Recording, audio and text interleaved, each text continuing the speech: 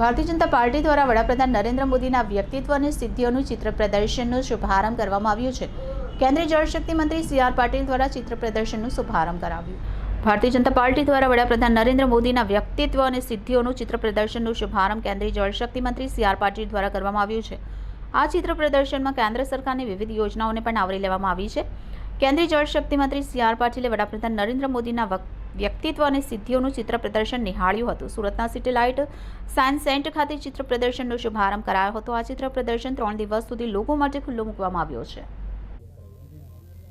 વિશ્વ પુરુષ આદરણીય વડાપ્રધાન શ્રી નરેન્દ્રભાઈ મોદી સાહેબના જન્મદિવસ નિમિત્તે રાષ્ટ્રીય ભારતીય જનતા પાર્ટી દ્વારા સેવાકીય પખવાડિયું યોજવાનો નિર્ણય કરવામાં આવ્યો હતો। તેના ભાગરૂપ જે વિવિધ કાર્યક્રમો નક્કી કરવામાં આવ્યા હતા તેમાંનો એક કાર્યક્રમ નરેન્દ્રભાઈ મોદી સાહેબની જીવન અને એમની વિવિધ જે સિદ્ધિઓ છે તેની ચિત્રવાળીનું એક પ્રદર્શનનું એક આયોજનનો નિર્ણય હતો।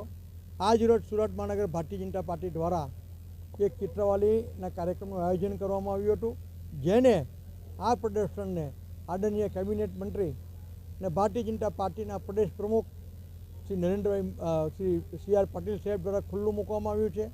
સદર પ્રદર્શન 2 દિવસ માટે ખુલ્લું રહેશે। મારી સુરત શહેરની આમ જનતાને વિનંતી છે કે આપ આ ચિત્રવાળી અવશ્ય નિહાળો।